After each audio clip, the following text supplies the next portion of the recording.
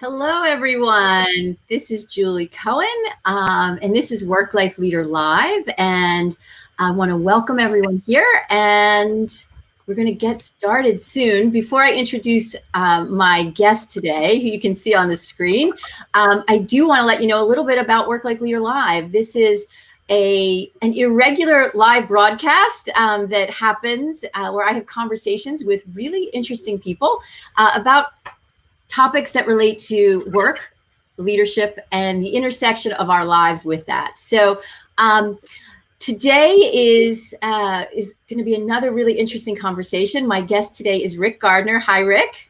Hello, Julie, and everybody watching. Yeah, so actually everybody watching, if there are people watching live, this is happening on, we're recording this live on Friday, December 4th at 12 p.m. Eastern US time. So we are going to be asking, if you're here live, definitely say hello in the chat box so we can know you're here. And the best way these conversations happen is with input from people who are listening, and we can answer questions, get your input, and engage. So again, please put in the comments, say hello, say where you're from, and we'll be asking you to do that throughout so we can see who's with us. So it gives me great pleasure to introduce my friend and colleague, Rick Gardner, and I'm going to read your bio because I want to make sure I get share everything about you. So Rick specializes in coaching senior executives and leaders to improve their personal effectiveness and impact within their organization. He brings his exceptional enthusiasm, and I can vouch for his exceptional enthusiasm because I always enjoy talking to you, Rick. And his exceptional enthusiasm for leadership development and his strong business background to his coaching approach. Rick provides a practical hands-on business perspective to enhance executives' abilities in leading strategic organizational growth initiatives, in business model redesign, change management, and related team and personal challenges. So that's just a nutshell about Rick. We could go on, but Rick, thank you again for being here. So, all right. So we have our first guest. I want to say hello to Shanawaj from Bangladesh. Awesome. Great. Well, thrilled you're here. And we're going to be talking about, the title of today's session or conversation is Executive Coaching Your Brain and Habits. So this session, Rick is an enthusiast around neuroscience and brain and habits and how it helps us be at our best. So I'm actually really excited about learning a lot from you. So I'm going to start, Rick, with since we're talking about habits, I thought you could share what's a habit that you have that serves you. Yes. So thanks, Julie. And I'm just thrilled to be here. This is, a great subject and topic to, help us understand ourselves better and help us understand ourselves as leaders. So for me, in terms of habits, and we all have many, and I have many, one that, I've adopted over, more recently is language learning. Right? As part of brain, a lot of the research says that, hey, as we try to learn another language, it stimulates our brain. It forces us to work a little bit harder. And so every day for 15 minutes, I'm learning language. And for me, that's Spanish. And I took it as a kid, and I grew up in Southern California, so I got exposed to a lot of Spanish. But if I could press reset, that's something I would have tried to master many years ago, and I haven't. And I put it as a priority for me to focus on that. So for me, that's a habit I'm very intentional about. I do it every morning. I make my brain work before I even have coffee often. And that's serving me well to help stimulate my brain, give an appreciation for many things. How about for you, Julie? Yeah, so it's funny. I do language learning also. but French, just so you know.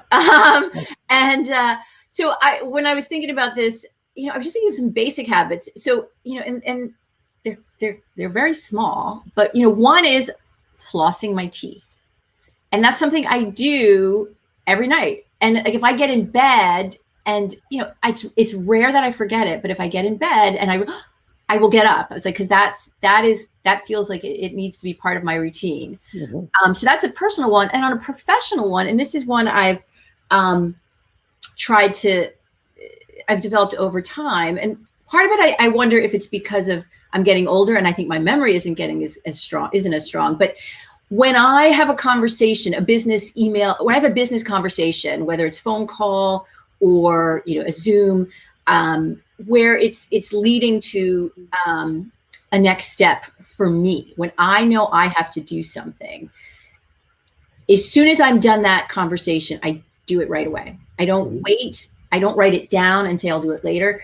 I do it right away. If it's something that can be done fairly quickly, if it's something that does take longer time, I will respond with an email to that person kind of talking about commitments. And so that habit piece for me on the professional side is immediate response to those kind of conversations. And again, I don't even think about them. I just do that, because if I don't, I'm worried I'm going to drop the ball. Yeah, and I can personally attest to that habit that you have when you interact with me in terms of the immediate response. And I love the way you said, look, I don't even think about it anymore, because literally you've changed your brain by the intentionality of doing this work, right? And one of the fascinating things about neuroscience that I learned was, in the short term, your brain changes chemically when you're trying something new or you're trying to develop a new habit. So there's chemical changes that take place in your brain, and you're very focused and conscious about, okay, I'm doing this, I'm learning. So the examples I use are like tying your shoe when you're a little kid, riding a bike maybe when you're a little bit older as a child, and then maybe driving a car when you're in your teenager. When you're first learning that habit, it takes a lot of energy and attention and brain power. And the first time you do it, you think, wow, this might be really challenging and difficult where you're at. And then as you practice over time, you learn how to do this. And literally your brain realizes, oh, you're doing this repetitively. Maybe I should just build a structure in my brain here to make it easier for me to do it so it takes less energy. And that's literally what's happening from a neuroscience. We build these habits that we don't even think about because our brain has structurally changed to enable us to just build this in, because it takes less energy. Yeah. So that less energy, I want to revisit that. And because you said a bunch of things that I think are worth going deeper, but I want to pause and reintroduce us. This is Work Life Leader Live, and we're live. It's Friday, December 4th, around a little after 12 p.m. Eastern U.S. Couple things. We have a couple comments, but I'd love to hear, if you're watching us now or on the recording, what are some habits that you have that serve you either professionally or personally? Okay, we'd love to hear yours. Share a habit. We got a couple comments. So Kristen Motley. Hi, Kristen. How are you? She just acknowledging she loves the idea of spending 15 minutes to do the activity. It makes it more realistic to be accomplished. And now she just has to pick a language. So is there anything specific? I know we're going to talk more, but I just didn't know if you wanted to speak to that idea of spending the 15 minutes or anything around the realistic. Does that matter? Yeah, Kristen, I really appreciate you sharing that, because a lot of the conversations I have with executive leaders, they don't have time to set aside 2 hours or half a day. And that's a formula for failure. But what can you do in 1 minute? You can probably flush your teeth, as Julie does, maybe in 1 minute, right? And that's a good habit to get into. What can you do in 5 minutes? What can you do in 15? And we all can find usually that time, And so, I'm pleased, Kristen, that you're talking about, this 15-minute concept, because that is a winning formula to create new habits. It's not a high demand of time or energy, and it's a matter of finding, when do I do that? Is it early in the morning? Is it the middle of the day to take a break? Is it before I go to bed at night? Whatever that is for you, I would encourage you to just build that in. Start small and do it repetitively. That is habit formation at its finest. And these little things will make big differences over time. Yeah, that's great. And so, I asked people watching to post a habit that they currently have. Let's take that up a notch. What is a habit that you would like to develop? that maybe isn't a regular habit, share that with us too, because Rick and I can talk to it and potentially do some coaching with you on it, even through comments. So what is a habit that you have that you would like to develop? So I'll keep my eyes on the comments. But Rick, I want to now kind of move to a little kind of the topic at hand here. Why are we talking about the brain in the context of leadership? Right. So the brain is really that part of our body which processes all of the data that's coming in from us, right? We live in a space-time continuum. We are centers of energy, and we take in, sight, sounds, feelings, taste, smells, right? And so our brain is, the part of our body that processes that. And it's a beautiful thing that we have here. And what's interesting about it and how it connects to leadership is, leaders have the great privilege of leading, but they have the great responsibility to do appropriate thinking and doing that serves themselves, the organization, and the people that they are leading. So all three are critical. And a part of that is to be very clear on their thought patterns, right? We have, as human beings, have metacognition being the ability to think about how we think, right? That separates us from others, right? So our metacognitive capabilities require us to say, okay, how am I thinking about this? How could I think about this differently? And so in order to do that well, it's to understand, well, how is my brain function? How is it processing now and enable me to think to begin with?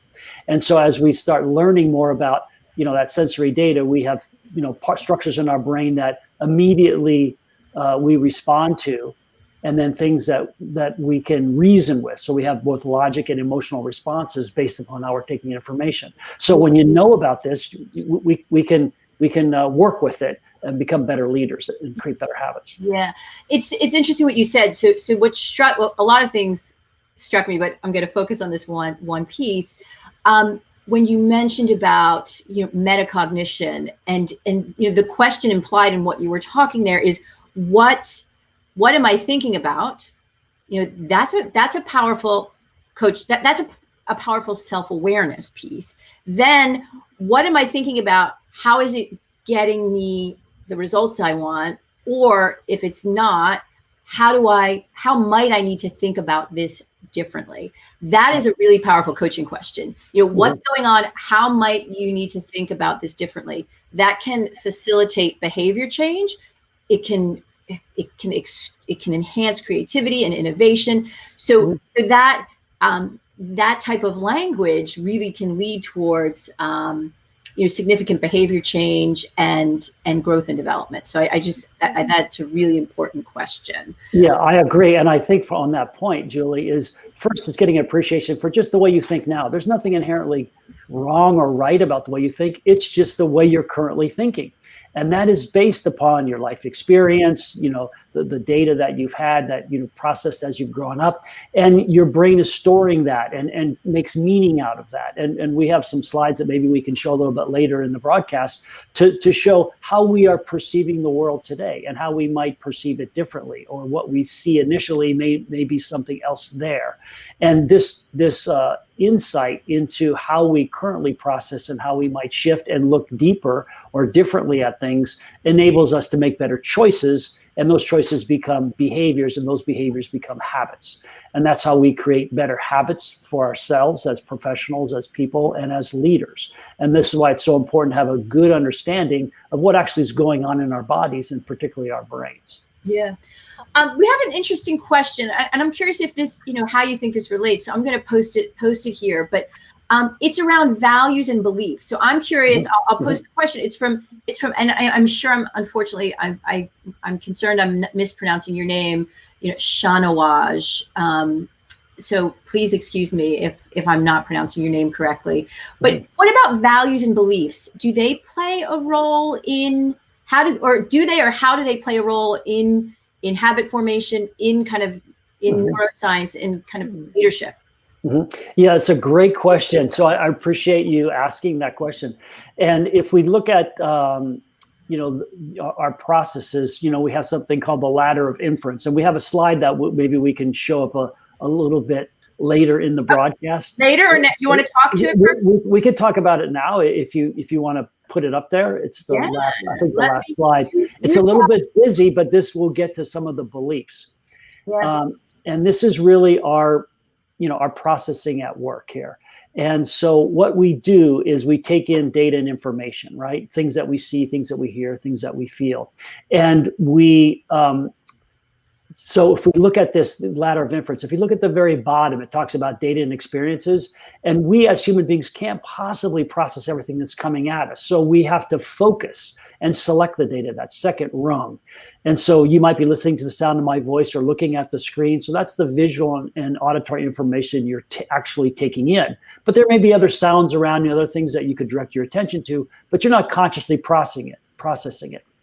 And based upon that data you're selecting, you're making judgments. And this happens deep in our brain, right? Under the, at our amygdala level, to get very specific. It's that fight, flight, or freeze. It's the early part of our brain that actually kept us alive. To say, hey, is this safe or unsafe? We had to make these quick judgments. And it was better to assume that it was unsafe and we'd run away from something if we heard a sound. And then later on we realized, well, that really wasn't. That was just the wind wrestling, and it's not some animal that's going to eat me. So these are the things that we made that deep in our brain that we still carry through today. And so we make these judgments all the time, and we're not necessarily aware of them. And our brain is really good at looking at patterns and meanings, and as we're making meanings. So we make meaning out of certain things. And based upon those meanings, we draw those conclusions, and we form we have an emotional and that physiological state. And then up top at that ladder, you say we form beliefs. And beliefs are not facts. They are feelings of certainty about situation that we have a strong sense based upon how we process that information. And based upon those beliefs, we take actions, right? So from a leadership behavior and a coaching and an improvement is to be really to examine our beliefs, right? And to say, hey, what's leading us to that? And if you work your way down that ladder, you realize that, hey, maybe I'm selecting different information. If I selected some additional information, that might lead me to a different conclusion, form another belief, and as a result, take a different action. So it's interesting when I look at, so I could just talk to you about this whole image for the rest of our conversation.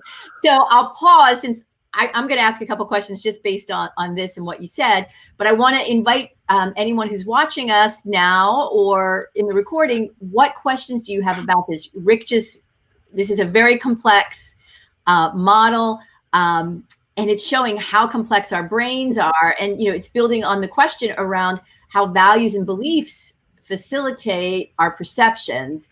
So the first question that comes to me, again, from that coaching framework is, we often talk that, people have perceptions and you can't change someone else's perceptions. You can only change your own perceptions. So you have to do what you need to do to make sure you're putting yourself out there, you're behaving the way that you want to, and it's aligned with what you want, with the intention that other people will see what you're doing differently and potentially change their perception. So I just thoughts on that is how much can one change one's perception, their own perceptions?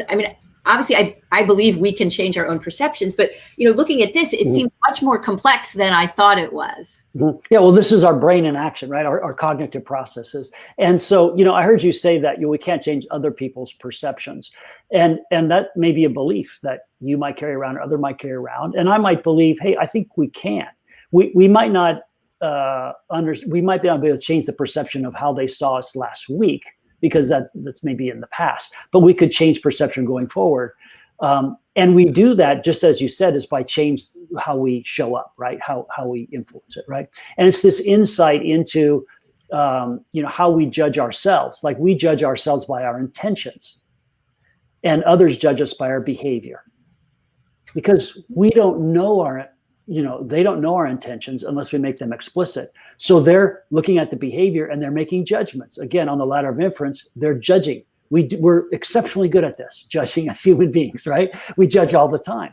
And that judgment may be accurate or inaccurate, yet it's just what we do. And it's been helpful, again, to keep us alive.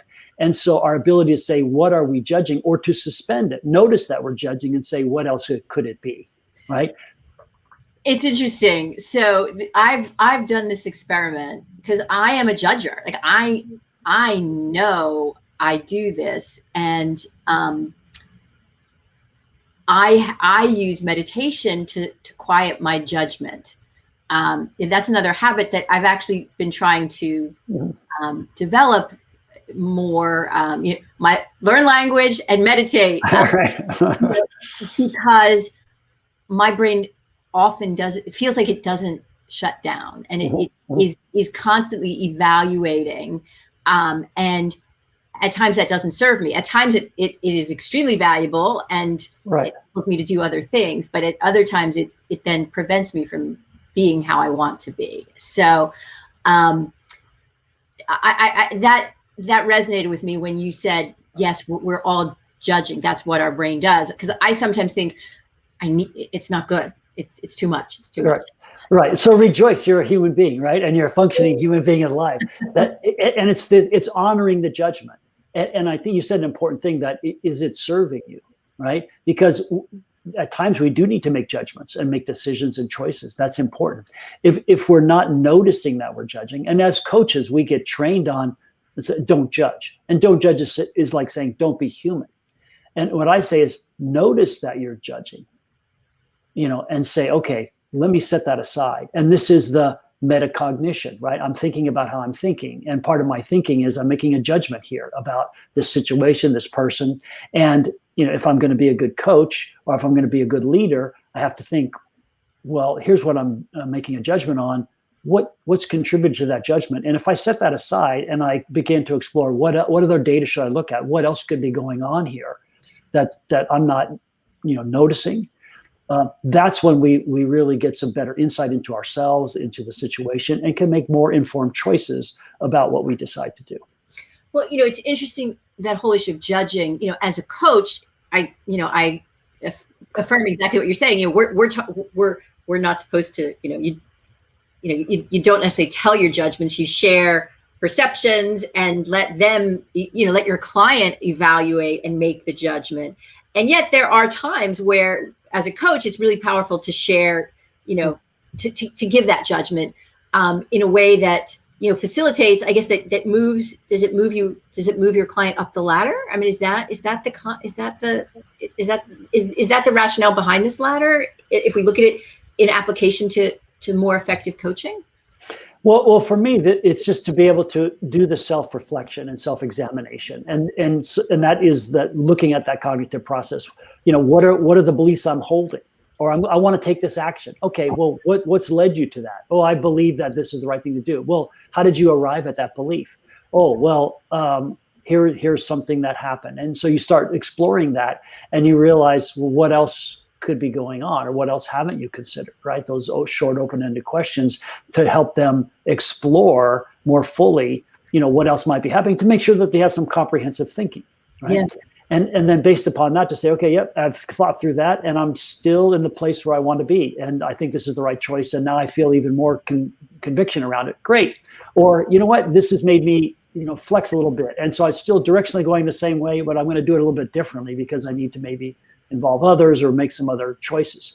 And to me, that is important, not just as a leader, but as a person, moving through the world as a professional, in terms of honoring yourself and giving yourself and the organization or the people around you the benefit of your thinking. Yeah. Yeah. So I'm going to pause to see if people, we do have a question that's come in, and I'll ask that in a minute, but please share questions, comments, thoughts, anything that you find applicable as you're hearing Rick explain this in detail and understand more this ladder. What questions do you have? We have another question just about this. I think this is looking at the emotions piece of the ladder. In leadership, how can emotional intelligence be implemented? That we could have a couple whole sessions on that, but I'm going to narrow that question to can you give some examples around how emotions play in here, or even if we're kind of integrating this with habits? I know as a coach, I often ask my clients about, how do you feel about this? If they're stuck, if they're if they're challenged, if they're struggling, if they're excited, how do we get emotions to facilitate behavior change? But do you want to comment on that? Yeah, sure. And again, you're right. We could have lots of discussion around emotional intelligence, and it's really critical for success, in leadership. Not just intellectual horsepower, but emotional intelligence. And again, if you think about different parts of your brain, the deeper part of your brain, where there are threats, right? Fear is a big emotion, right? And as a motivator, it keeps people alive, but it also disables them from doing some things that maybe aren't as threatening as they might initially sense or feel based upon their experience, right? So part of your brain, is, the executive function is more the reasoning part and all that to override that, right? It takes longer to override that, right? We have emotional responses right away. We might not even be aware of them.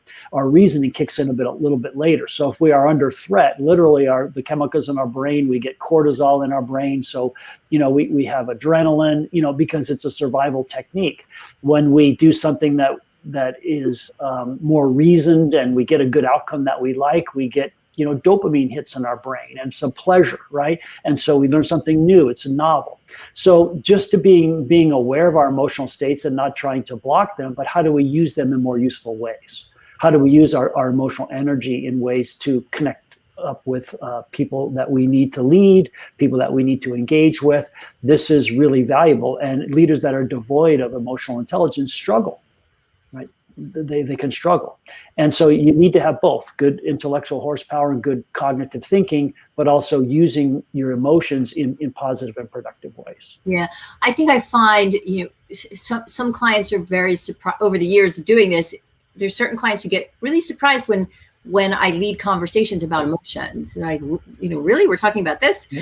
Does that matter? Isn't it just about the results? And, again, this ladder, this visual really helps show, how to build towards action. These are all the pieces. I'm curious, just from a, as a fellow coach, how do you use this with your clients? This actual model for coaches who are watching. I invited a bunch of coaches to join in this conversation.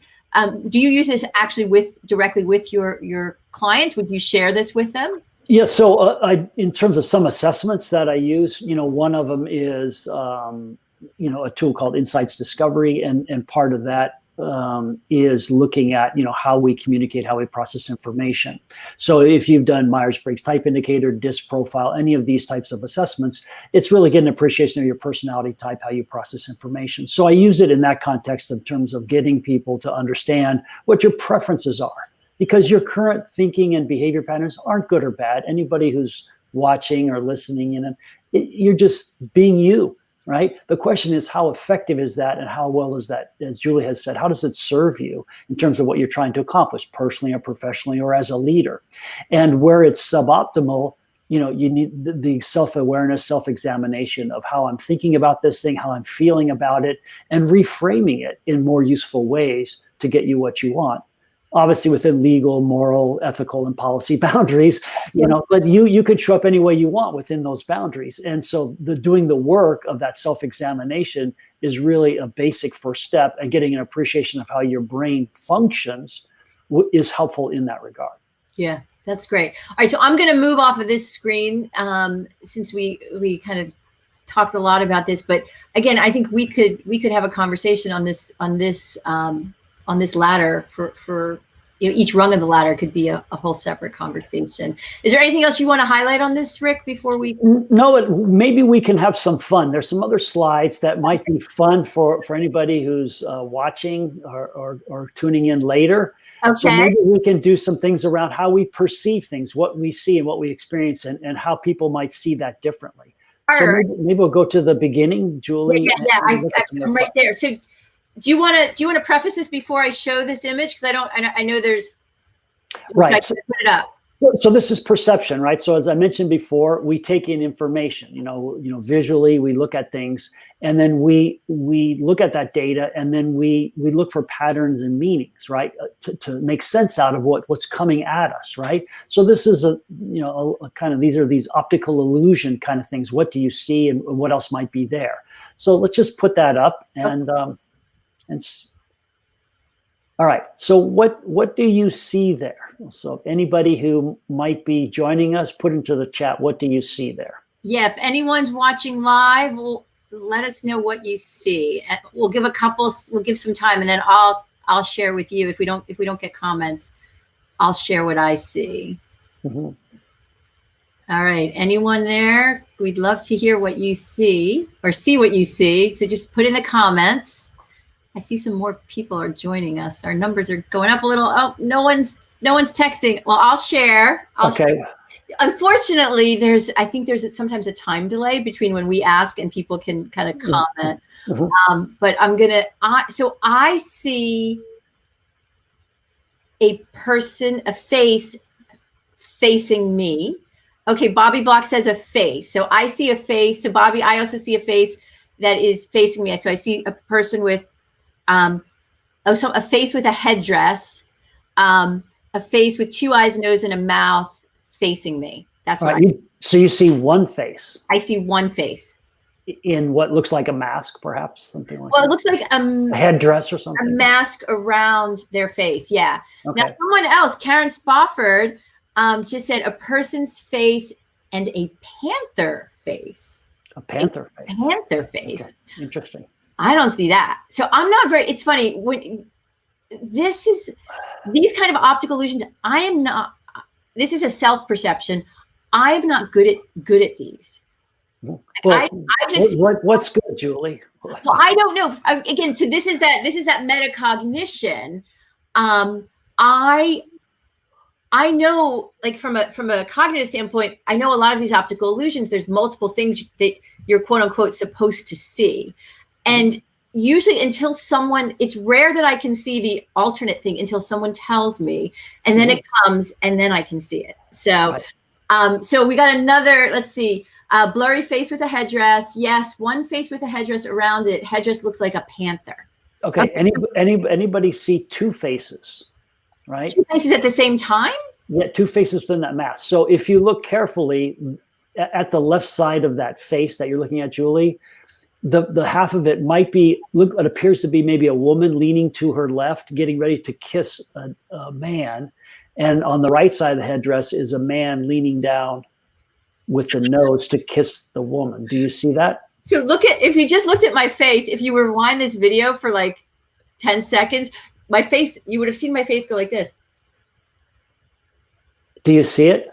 I don't see it. This is my talk of like, I'm wrong. So does the next slide do this? Okay, so go ahead to the next slide. All right. Okay, so the arrows are pointing to the two faces within that mask, right? So what we tend to make meaning is that mask or whatever. Do you see it? God, I can see. So the one oh my God, they just popped out. That is right. So now you can see it, right? So your mind, well, that looks like a mask. So, your experience tells you, well, there's usually one face in a mask, right? So you just saw the one face because that's what you typically see in a mask, right? That is so weird. And there all along was two, right? So now you can see one face and also two faces. Yeah, well, it's actually now harder to just see one face now that I finally saw it. So I now see the man's face profile and then the female face coming in. Kind of, it's like her face is shaded. So yeah. So Bobby Block just said, "Oh my God, wow!" Now I see it. So Bobby, you had the same reaction as me. Someone said someone dreaming. Kristen doesn't see it. Kristen, I'm with you. This I actually looked at this. I had this slide deck for a while, and I hadn't seen until Rick told me. I've looked at this probably 5-6 times over the last couple weeks. Could not see that without you explaining it to me.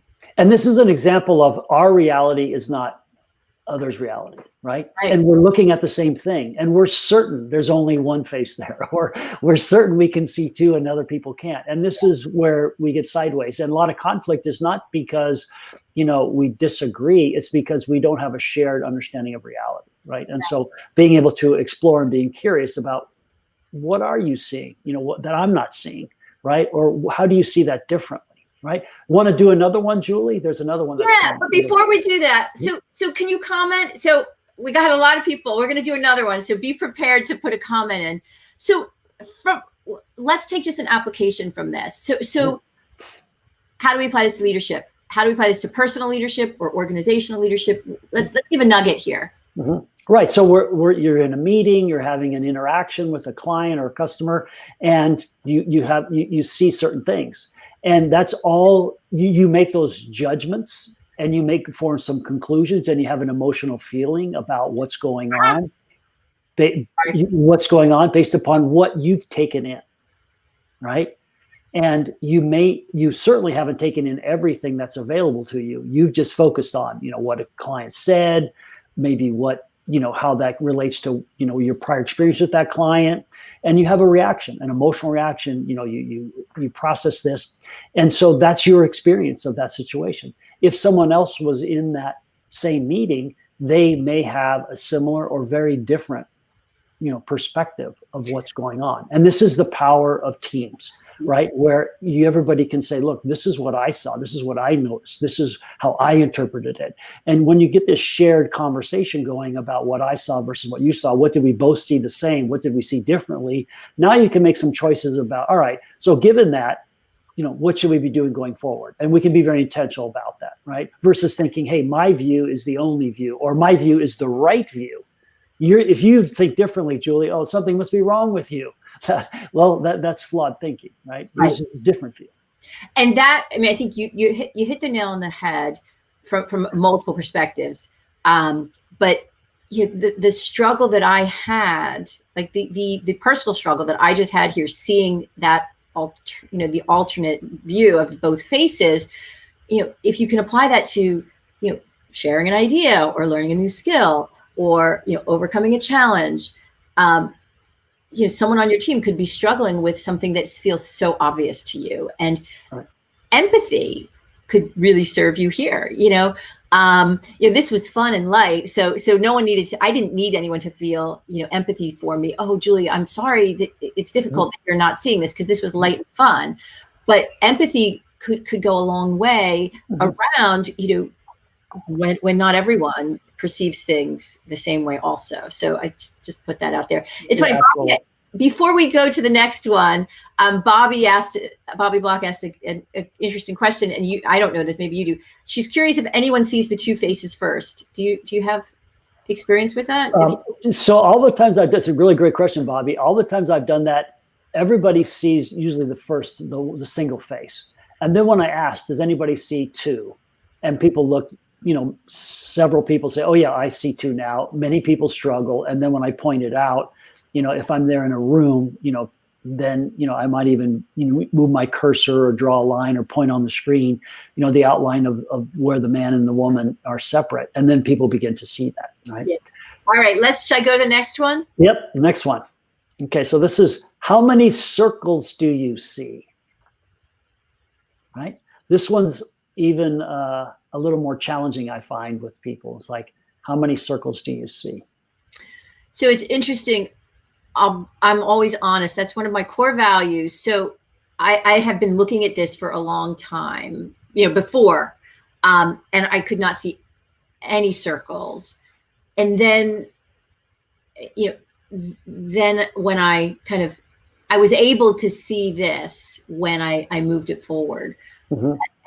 But these remind me, this might show my age, when, I don't know, they came out when I was probably in my teens, all these posters where it was an image and they're like, what do you see on here? And you were supposed to see these other things. And again, I could never see them. I definitely see some circles when I stare at a certain place. I think I see 16 circles. Right. Bobby just said 16. So, right. But it took me a long time to get there. Yes, and some people, I've done this, and a lot of people, most people do not see circles initially. Right. And then, they say none, zero. And then some say, oh yeah, I see circles now. Oh yeah. And then they see 16 like Bobby has, right? Other people, even when I show the next slide, and maybe you could go to the next slide, Julie, is, there's where they are. If you look across, there's 4 circles across, horizontally. And even when I put this slide up, there are some that say, I can't see them. I can't see them. And what is that? It doesn't make them flawed. It just makes the way they're processing the information, has them look, like in squares, right? They see that pattern of those squares or those rectangles and those columns. And that's what confines their thinking, their perception and making meaning out of that. That's what they make meaning out of that. And so when you point that out, this is a little exercise in, hey, it's there all along, right? And some people still can't see it. And for those that saw it, maybe Bobby, if you saw that right away, you saw 16, it's obvious to you. It's right there in front of you. And then Julie saying, I struggle to see it at all. This happens all the time at work, in our personal lives. And so back to Julie, your comment around empathy, it's just getting appreciation that, hey, they're looking at and interpreting it differently, right? And so, hey, let me share with you. Let's slow down and let's look at this in more detail. Or let's draw circles around the circles and say, now do you see them? And that helps people, again, create more appreciation and understanding. So if you're struggling through a topic or an issue, let's instead of getting frustrated, get curious. What is it that you do see? What is it that you're not seeing? What can I share about what I'm seeing and how I'm seeing this? And that's the value. Yeah, it's funny. Bobby, not surprising. Bobby Block just made, I think, a really good comment. I'm going to share it. If you asked an open question, what do you see? I would never, ever have seen circles. Because you asked a closed question, I looked for it. Now, it's interesting. Bobby does work with me at Work Life Leader, and she also does a huge amount of work around executive presence, communication skills, leadership development skills, and as communicators, and we encourage, and as coaches, we always encourage we always use open-ended questions as opposed to closed questions. But it's a very interesting distinction, Bobby. That Rick did ask for circles as opposed to squares. So I'm just curious, as a user of language and who knows the importance of language in our work and in just all relationships. Any thoughts on that comment? Yeah, it's a great observation. And if you notice in the first one, we talked about what do you see, right? The mask, right? What do you see? And people saw a mask or a face or whatever. That was an open-ended. So people were just seeing a panther, whatever it was. This one, I did ask, how many do you see? And even asking that closed question where you're forcing people to look for something that you want them to see, right? Sometimes people struggle finding it, right? Yeah. Great. Yeah, Bobby, again, from a leadership standpoint, from a coaching standpoint, when we, as a coach, when we ask, open questions, it's to facilitate, our clients, the leaders' own, creativity, their thinking, that closed question, narrows down and, actually often it gives an agenda. If you're asking for a yes or no, it's more about the person asking the question as opposed to the person answering the question. So cool. And Kristen, she just said, very strange. Now the circles come and go. I'm trying to I'm trying to focus on keeping them active, but they keep fading away. Kristen, you and our brain works very similarly. So I have that same challenge. So is there another slide on this? Yes. So there's one more slide that'll have fun, and it just gives you an appreciation for how beautiful our brain is, and shows you that so there it is without the arrows to see if you can have those circles coming back. But there's another one around the yellow box one. Oh yeah. Okay. Yeah. So before we do that, I just the setup of this is your brain noticing patterns. Right? And making meaning out of patterns, right? Just taking in data and making meaning out of patterns. So, Julie, maybe you can go to that. Okay, do you want, so I can go to it, nothing to preface, just that? Okay. Nope. It's the next one. There we go. Right. So this is your mind interpreting patterns based upon past experience. So if you're maybe Bobby, since you're there, maybe you could read that. Normally I have it read it out loud. So Julie, I'm going to ask you, just read that out loud. Okay, newsflash. Cambridge University research. According to a researcher at Cambridge University, it doesn't matter in what order the letters are in a word are. The only important thing is that the first and last letter be at the right place. The rest can be a total mess and you can still read it without a problem. This is because the human mind does not read every letter by itself, but the word as a whole. That's so cool. Yeah, very good. So what did you just do there, Julie? So I don't know. I don't think if I'm getting into this metacognition page, I don't think I did anything except read. But what I believe I did is my brain had to, code that word and make it make sense based on what I thought it meant. I don't know. So what did I do, Rick? Well, it's interesting because it was pretty easy for you to read that, right? Yeah. There were a couple words. I definitely slowed down on a few words. Mm-hmm.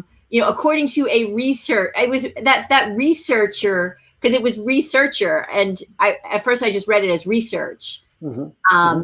But the A made it have to be researcher. So, and then there was I noticed there were one or two words I did have to slow down a bit on. Mm-hmm. But what actually did you do there? So you literally rearranged that information to make sense out of it. Yeah. Right. And you rearranged it based upon a pattern that you knew from past experience. And that pattern is the English language, right? We talked about language in terms of habit formation. You're learning French, I'm learning more Spanish, right?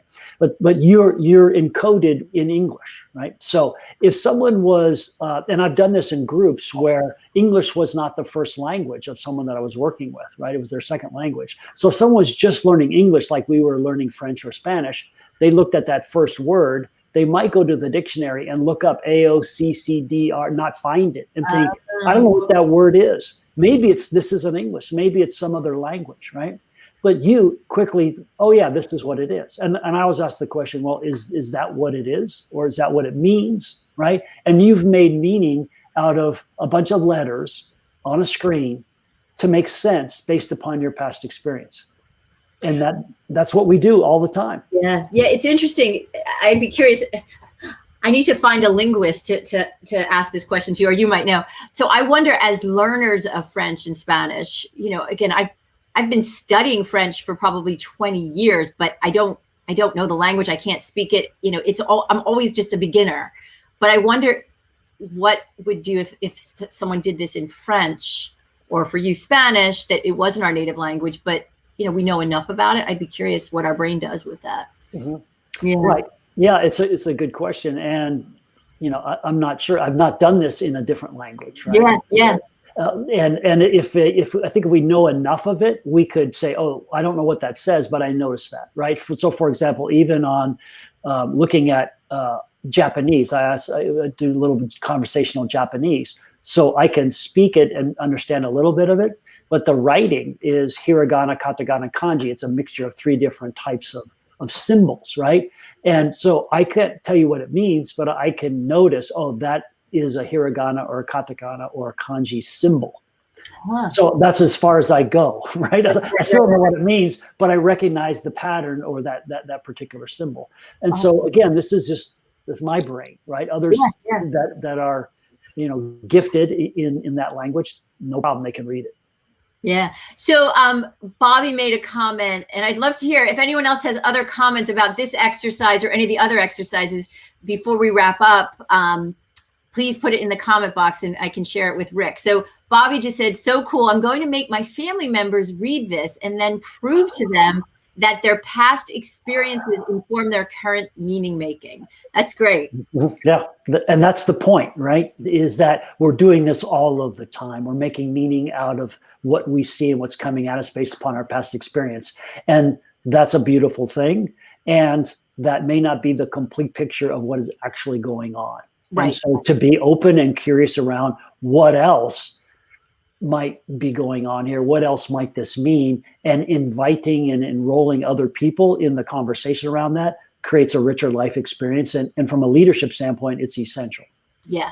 And then we just got so Karen Spofford, hi Karen, just said, Let's see. Thanks, Rick and Julie, for challenging my thinking and assumptions today. Which again, I think that's what this is. This is also, it's really powerful, from a coaching standpoint, but from a leadership standpoint, is to be open to understanding that it's critical to challenge your thinking, and that we all are just walking assumption makers, right? I mean, that's kind of yes.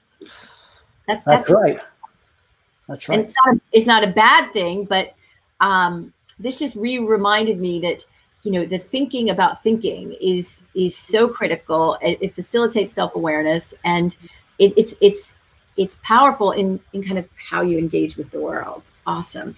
All right, so we're coming up to wrapping up, Rick, but I always like to let me get us back to just the two of us. Oh, my cursor is going crazy. Hold on a sec. All right, technical challenged. All right, we're back.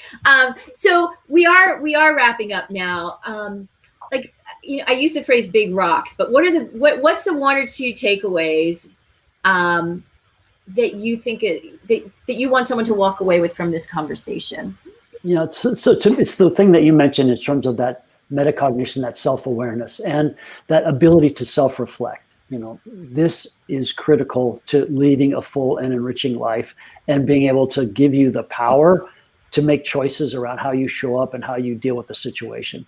The second thing around is be kind to yourself. The fact that you've realized, hey, I judge and I have emotional states and I get upset about certain things, you're just being yourself, right? Just notice it and say, okay, be kind to yourself, and say, in what ways, as Julie asked, is that helping me? Is that serving me? Is that honoring me? And in what ways could I think differently, which would cause me to feel differently and act differently to get a better result for what I'm trying to achieve in my personal life, in my professional life, or as a leader. So to me, it's that self-reflection, kindness, and then make a choice to show up differently. Yeah, that's really wise. And those concepts, can empower you to change your world, to impact your leadership, design a more meaningful career and a more satisfying life. Those are kind of the foundation. What I always to kind of affirm that is that issue, the power of pausing and allowing that time for self-reflection is critical, based on everything you shared here, and how eye-opening it was. Is when we do that, we give ourselves kind of a springboard to really kind of create what we want. So thank you. This was really exciting. I feel like I'm walking away with new ideas and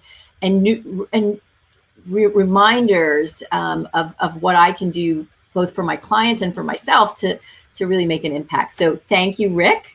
Thank you, everyone, for joining. This was great to have such an active group of folks watching. If you are watching this later and it's a recording, we thank you for participating. I keep an eye on all the comments, so even if you're commenting later, you will hear from me. Rick, can you tell people how they can contact you if they want to continue the dialogue? Sure, absolutely. You can go to my website, www.gemcapventures.com, GEMCAP ventures.com. And you can learn more there, about executive coaching and leadership. I'm very passionate about this work. I'm an enthusiast around, understanding ourselves more so we can make more choices and be more intentional about how to move through the world to help the world be a better place. So, Julie, thank you for having me on. Yeah. I've really enjoyed it, and I hope it was fun and enjoyable for those of you who watched live or who are watching later. No doubt. And what I will do, I'll put your website in a comment so people can find that if they didn't get the spelling.